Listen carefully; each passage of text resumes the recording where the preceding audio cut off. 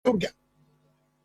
Bagaimana caranya untuk Tuhan menyelamatkan manusia? Dia harus jadi manusia. Kenapa harus jadi manusia? Karena yang diselamatkan manusia, bukan monyet.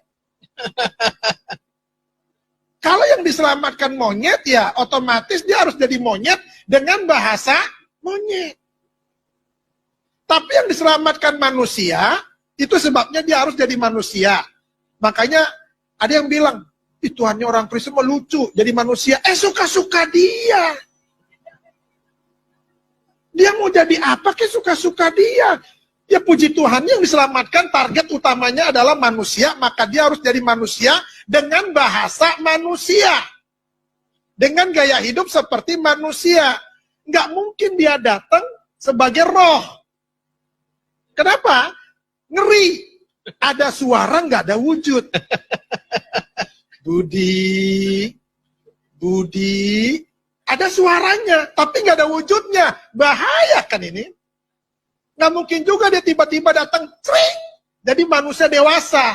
Kenapa? Karena manusia selalu mencari silsilah. Dia anak siapa? Bapaknya siapa? Tapi ada tuh yang model kayak gitu, Bang. Ada ya? Mr. Bean. Tuh, Jatuh. itu manusia nggak jelas. Maka hidupnya juga nggak jelas. Yesus harus jadi manusia. Dengan bahasa manusia. Untuk tujuannya cuma satu. Manusia harus diselamatkan dan dibawa ke surga. Makanya ini manusia yang sangat suci. Al-Quran bilang begini, saudara. Di dalam Quran surat Maryam 19 ayat 19 dibilang begini. Qala innama ana rasulu rabbika li'ahaba laki gulaman zakiyya. Artinya begini.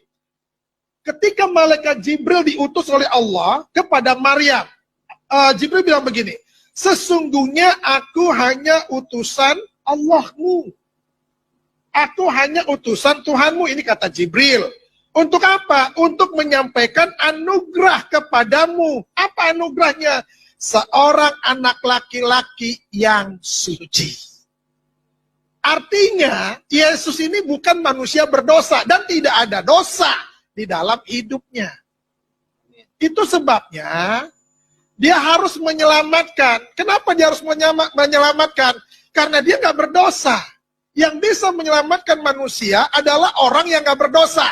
Contoh, kalau saudara punya hutang, siapa yang harus bisa membayarnya?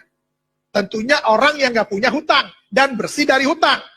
Kalau lu masih punya hutang, lu lalu mau bayarin orang yang punya hutang, gigi lu. Kenapa harus gigi? Lu aja masih punya hutang.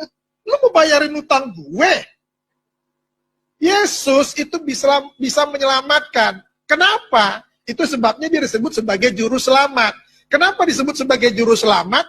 Karena dia tahu keselamatan. Orang itu nggak bisa disebut sebagai juru bicara. Kalau ngomongnya kagak jelas.